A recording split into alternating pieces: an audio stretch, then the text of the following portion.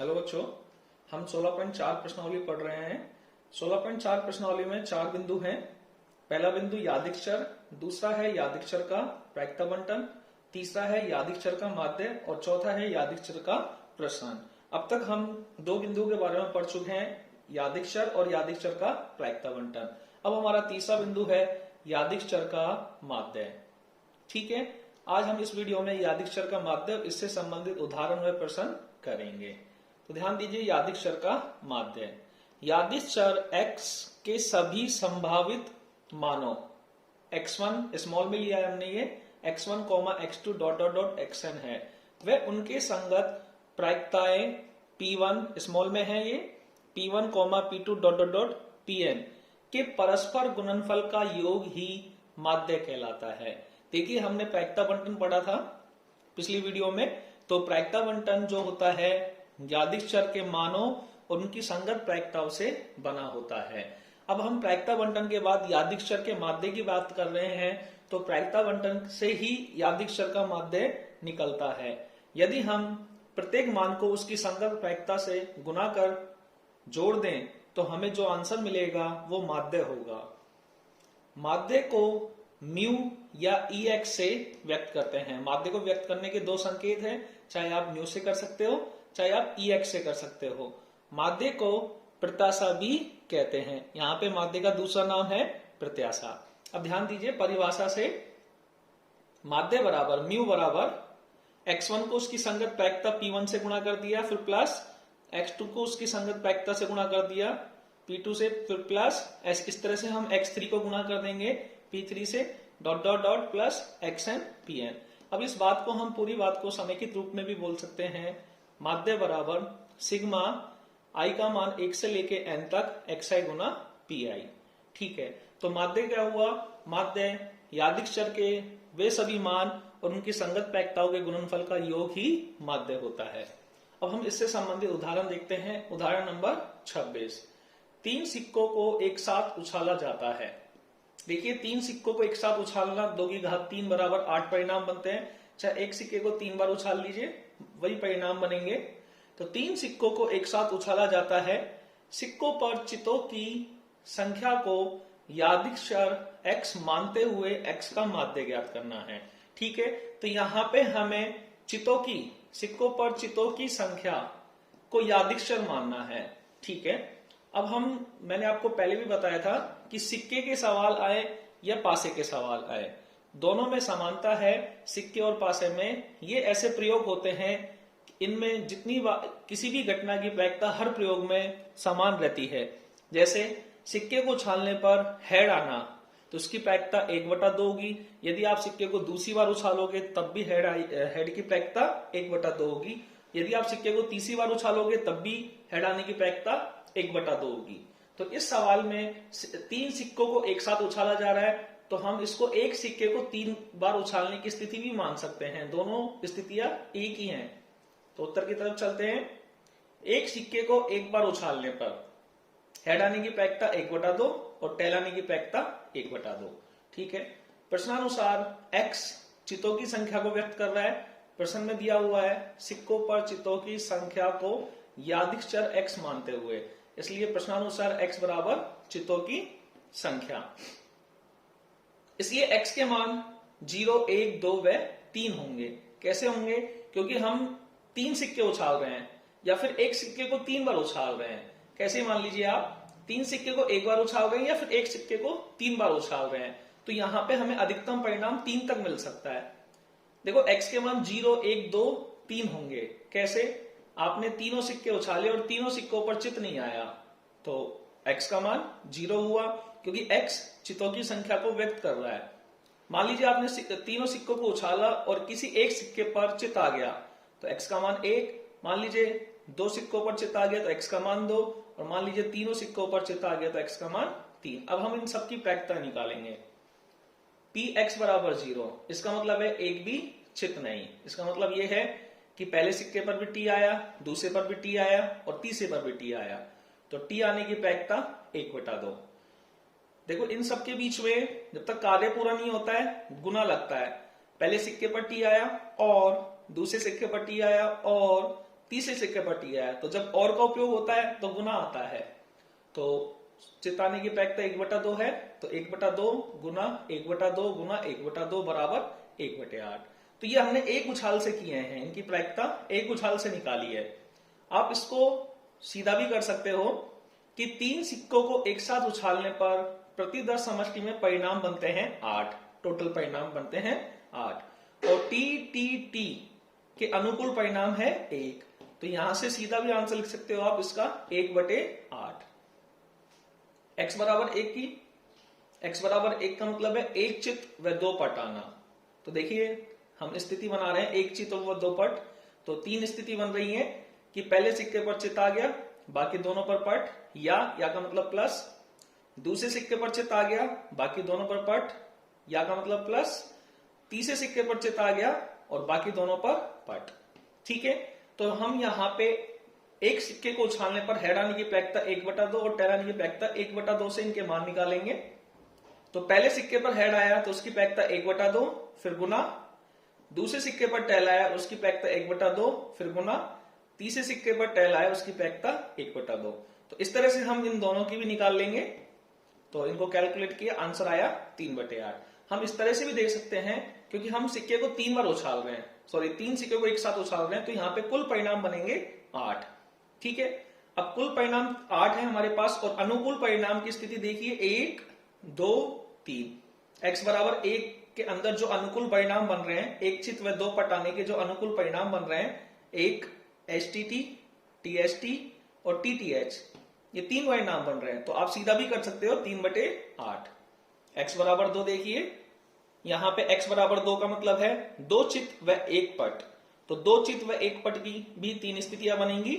देख लीजिए, पहले और दूसरे पर पहले और दूसरे पर चित और तीसरे पर पट, फिर प्लस का मतलब या, ये स्थिति भी हो सकती है कि पहले और तीसरे पर चित आ गए और दूसरे पर पट, या फिर पहले पर पट और बाकी दोनों पर चित। ठीक है, तो यहां पे आप एक सिक्के की उछाल की स्थिति का उपयोग करते हुए भी इनका मान निकाल सकते हो। प्रत्येक का मान 1/2 है, तो इन तीनों का मान रख दिया 1/2 गुना 1/2 गुना 1/2, फिर प्लस इन तीनों का मान रख दिया, इन तीनों का मान रख दिया, तो प्रायिकता आई 3/8। आप इसको सीधा भी कर सकते हो क्योंकि यहाँ पे कुल परिणाम 8 है और x बराबर 2 का मतलब है 2 चित व 1 पट आना। तो 2 चित व 1 पट आने के अनुकूल परिणाम 1 2 3 बन रहे हैं। तो सीधी प्रायिकता भी निकाल सकते हो आप 3/8। x बराबर 3 का मतलब है तीनों पर चिताना, तीनों सिक्कों पर चिताना। तो h की प्रायिकता 1/2, h की प्रायिकता 1/2, इस h की प्रायिकता भी 1/2, आंसर आया 1/8। इसको आप सीधे कर सकते हो। कुल परिणाम 8 है और x बराबर 3 का मतलब है 3 चिताना, और 3 चिताने के अनुकूल परिणाम 1 बन रहा है h। तो 1/8। अब हम प्रायिकता बंटन बनाएंगे। चाहे हमें माध्य निकालना हो उसके पहले हमें प्रायिकता बंटन बनाना जरूरी है। तो इसलिए प्रायिकता बंटन x का मान 0 1 2 3, 0 के संगत प्रायिकता 1/8 आई, 0 के संगत। x बराबर 1 के संगत प्रायिकता आई 3/8, x बराबर 2 के संगत भी प्रायिकता 3/8 और x बराबर 3 के संगत प्रायिकता 1/8। इन सभी प्रायिकताओं का योग 1 के बराबर होना चाहिए। यदि ऐसा नहीं होता है तो इसका मतलब आपसे कहीं पे गड़बड़ी हुई है। तो यहाँ पे सभी प्रायिकताओं का योग 1 आ रहा है। तो हम सवाल को आगे बढ़ाएंगे। अतः माध्य म्यू से दर्शाएं या फिर आप EX से दर्शाएं। अतः माध्य बराबर कैसे निकालते हैं, उसके मान को उसकी संगत प्रायिकता से गुणा करना है। तो 0 को 1/8 से गुणा किया, फिर प्लस 1 को 3/8 से गुणा किया, फिर प्लस 2 को 3/8 से गुणा किया, फिर प्लस 3 को 1/8 से गुणा किया, फिर प्लस 0 कैलकुलेट किया, आंसर आया 12/8 बराबर 3/2।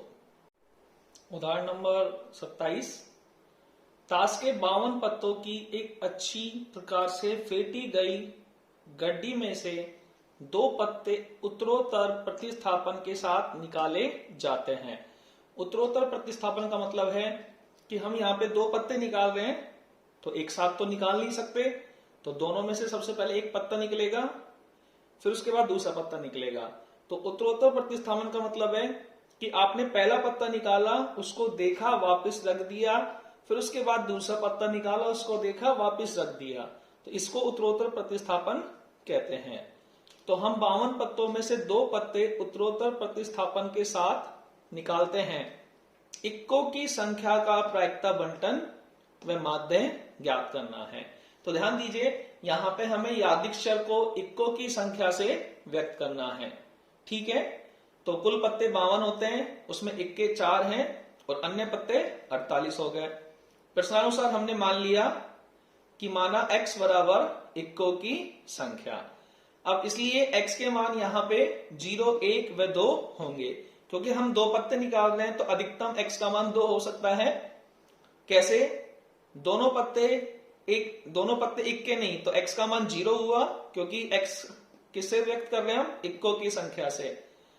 तो यहाँ पे x का मान 0 आया, इसका मतलब हमें दोनों इक्के नहीं मिले, दोनों पत्ते। x का मान 1 आया, इसका मतलब हमें एक इक्का मिला है और एक अन्य पत्ता मिला है। और x का मान 2 आने का मतलब हमें दोनों इक्के मिले हैं। अब हम इन तीनों मानों के प्रायिकताएं निकालेंगे। तब px बराबर 0, x बराबर 0 का मतलब दोनों पत्ते इक्के नहीं।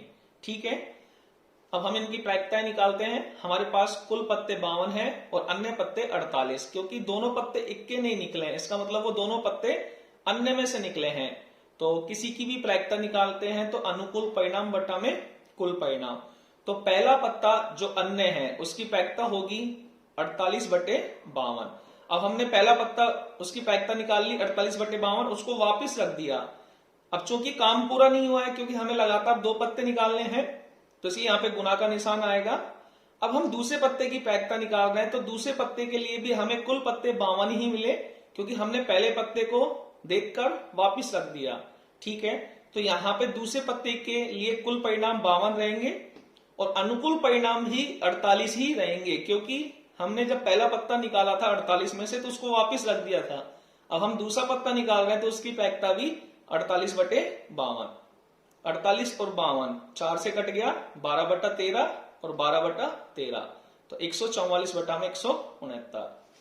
px बराबर 1 का मतलब है एक इक्का व एक अन्य पत्ता। ठीक है, अब वो पहले नंबर का हो चाहे वो दूसरे नंबर का हो, तो हमें दोनों स्थिति बनानी पड़ेगी। मान लीजिए पहले नंबर पर इक्का निकल गया और दूसरे नंबर पर अन्य पत्ता, या पहले नंबर पर अन्य पत्ता और दूसरे नंबर पर इक्का, तो हमें दोनों स्थितियों की प्रायिकता निकालनी है। तो देखिए पहला पत्ता इक्का निकला है, तो इक्के के अनुकूल परिणाम 4 और कुल परिणाम 52, तो 4/52। अब हम इक्के को वापस देखकर रख देंगे, गुना। अब हम जब दूसरा पत्ता निकालेंगे तो उसकी प्रायिकता भी 52 से लगेगी, और यहाँ पे दूसरा पत्ता अन्य है, तो अन्य के अनुकूल परिणाम 48, तो दूसरे पत्ते की प्रायिकता 48/52। या का मतलब प्लस। दूसरी स्थिति ये बन सकती है कि हो सकता है कि वो पहला पत्ता जो निकला है आपका वो अन्य में से निकला है, तो यहाँ पे अन्य की प्रायिकता आएगी 48/52, फिर गुना दूसरा पत्ता इक्का निकला है तो उसकी प्रायिकता 4/52, तो 4 से 52 को काटा 1/13, 48 और 52 कटे एक दूसरे से तो 12/13, तो 12/169, ऐसे यहाँ पे 12/169, तो दोनों को जोड़ा 24/169। px बराबर 2, इसका मतलब है दोनों पत्ते इक्के हैं, पहला पत्ता भी इक्का और का मतलब गुना। चाहे हम ऐसे कह सकते हैं कार्य पूरा नहीं हुआ जब तक गुना आता है, या फिर दो घटनाओं के बीच में और का उपयोग होता है तो भी गुना आता है। तो पहला पत्ता और दूसरा पत्ता, ठीक है, तो पहले पत्ता इक्का है तो उसकी प्रायिकता 4/52, फिर उसको हमने वापस रख दिया, तो दूसरे पत्ते के लिए भी हमें कुल पत्ते 52 मिलेंगे और इक्के 4 मिलेंगे, तो हमारे पास दूसरे पत्ते की प्रायिकता भी 4/52, तो दोनों कट के 1/13 1/13 बराबर 1/169। इसलिए प्रायिकता बंटन x बराबर 0, 1, 2, 0 की प्रायिकता लिख दी 144/169, 1 की प्रायिकता 24/169 और 2 की प्रायिकता 1/169। ध्यान दीजिए इन सबकी प्रायिकता को योग 1 के बराबर होगा। अगर ऐसा नहीं है तो आपका सवाल कहीं ना कहीं गलत है। ठीक है, अतः माध्य को हम म्यू से भी दर्शाते हैं, EX से भी दर्शाते हैं। तो माध्य बराबर इनको संगत मानों को उनकी प्रायिकताओं के गुणनफल करके फिर उन्हें जोड़ना है। तो 0 को 144/169 से गुणा किया, प्लस 1 को गुणा किया 24/169 से, फिर प्लस 2 को गुणा किया 1/69 से 169 से, कैलकुलेट किया, आंसर आया 26/169 बराबर 2/13। प्रश्न नंबर 9, ये प्रश्नावली 16.4 का माध्य से संबंधित क्वेश्चन है। ध्यान दीजिए, पासों के एक युग्म को मतलब जोड़े को उछाला जाता है। माना यादृच्छर x पासों पर प्राप्त अंकों के योग को निरूपित करता है। चर x का माध्य ज्ञात करो। ठीक है, हम जानते हैं पासे के एक जोड़े को उछालने पर कुल परिणाम 6 की घात 2 बराबर 36 बनते हैं। चाहे एक पासे को 2 बार उछालो, चाहे आप 2 पासों को एक बार उछालिए, 6 की घात 2 बराबर 36 परिणाम बनेंगे। माना x अंकों का योग, हम यहाँ पे x को अंकों के योग से व्यक्त कर रहे हैं, तो 2 पासों को उछालने पर अंकों का योग 2 से लेके 12 तक हो सकते हैं। कैसे? क्योंकि हमें पता है पासे पर न्यूनतम अंक 1 होता है, तो यदि दोनों पासों पर यदि मान लीजिए 1-1 आ जाए तो न्यूनतम योग क्या आएगा? 2। और पासों पर अधिकतम अंक होता है 6, तो यदि दोनों पासों पर 6-6 आ जाए तो योग अधिकतम होगा 12। तो 2, 3, 4, 5, 6, 7, 8, 9, 10, 11 व 12 x के मान होंगे। अब हम इन सभी मानों की प्रायिकताएं निकालेंगे। x बराबर 2। अब x बराबर 2 कब आया? जब दोनों पासों पर 1-1 आया। ठीक है, तो ध्यान दीजिए, जब हम 2 पासों को एक साथ उछालते हैं तो 36 परिणाम बनते हैं।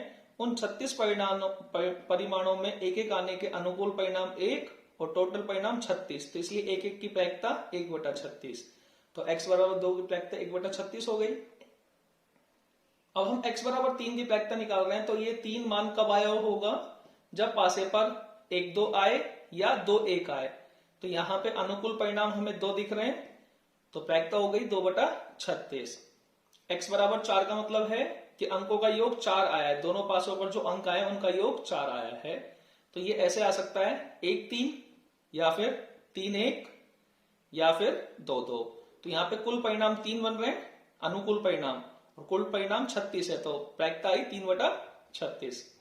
x बराबर 5 का मतलब अंकों का योग 5 आया, तो कैसे आ सकता है? 1-4, 4-1, 2-3, 3-2, 2-3, 3-2। ये मिसप्रिंट हुआ है, इस पर ध्यान देना। 2-3 और 3-2 है, ये 5 के स्थान पर 3 आएगा। तो अंकों का योग 5 कैसे बन रहा है? 1-4, 4-1, 2-3, 3-2। तो यहाँ पे अनुकूल परिणाम 4 बन रहे हैं, तो 4/36। x बराबर 6, अंकों का योग 6 आ रहा है, तो कैसे आ सकता है? 1-5, 5-1, 2-4, 4-2, 3-3। तो इस तरह से स्थिति बन रही है अंकों का योग 6 आने की, तो अनुकूल परिणाम 5 बन रहे हैं, तो प्रायिकता ही 5/36। x बराबर 7, 1-6, 6-1, 2-5, 5-2, 3-4, 4-3। तो इस तरह से अंकों का योग 7 आ सकता है। तो यहाँ पे अनुकूल स्थिति बन रही है 6 और कुल स्थिति 36, तो 6/36। x बराबर 8, तो 2-6, 6-2, 3-5, 5-3, 4-4। तो इस तरह से ये 5 स्थिति बन रही है जिनमें अंकों का योग 8 आ रहा है। तो अनुकूल परिणाम 5 है और कुल परिणाम 36, तो प्रायिकता 5/36। x बराबर 9, 3-6, 6-3, 4-5, 5-4। तो ये वो स्थिति है जिनमें अंकों का योग 9 आ रहा है, तो यहाँ प्रायिकता आई 4/36। x बराबर 10 कब आ सकता है? जब अंकों पर 6-4 आए या 4-6 आए या 6-4 आए या 5-5 आए। तो ये स्थिति आने पर अंकों का योग 10 होगा, तो यहाँ पे अनुकूल परिणाम 3 बन रहे हैं और कुल परिणाम 36। x बराबर 11, 5-6, 6-5, तो कुल परिणाम 2 है, तो 2/36। और x बराबर 12 की एक स्थिति बन रही है 6-6, इसलिए इसकी प्रायिकता 1/36। अब हम प्रायिकता बंटन बना रहे हैं, तो x बराबर 2 की प्रायिकता 1/36, x बराबर 3 की प्रायिकता 2/36, 4 की 3/36। तो हम इन प्रायिकताओं को एक सारणी में लिखेंगे। तो 2 की प्रायिकता 1/36, 3 की 2/36, 4 की 3/36, 5 की 4/36, 6 की 5/36। तरह से हमने 12 मानों की लिख दी, 2 से लेकर 12 तक की। अब हम माध्य निकाल रहे हैं। हमने प्रायिकता बंटन इसलिए लिखा है ताकि हम माध्य आसानी से निकाल सके। अब हमें पता है कि माध्य का मतलब x के उस मान को उसकी संगत प्रायिकता से गुणा करना है, फिर प्लस, फिर दूसरे मान को उसकी संगत प्रायिकता से गुणा करते हुए हमें आगे जोड़ते हुए चलना है। तो 2 का गुणा 1/36 से कर दिया, 3 का गुणा 2/36 से, 4 का गुणा 3/36 से, 5 का गुणा 4/36 से, 6 का गुणा 5/36 से, 7 का 6/36 से, 8 का 5/36 से, 10 का 3/36 से, 9 का 4/36 से, 10 का 3/36 से, और 11 का 2/36 से, और 12 का 1/36 से। सबका लघुत्तम 36 है। तो ऊपर की संख्या लिख रहे हैं हम। 2 गुणा 1 2, 3 दूनी 6 6, 4 तिया 12 12, 5 का 20 तो 20, 6 पंजो 30 तो 30, 7 6 42 तो 42, 8 पंजो 40 तो 40, 9 चौक 36 तो 36, 10 गुना 3 30, 11 दूना 22, और 12 गुना 1 12। तो सबको जोड़ा, आंसर आया 252 और बटा में 36।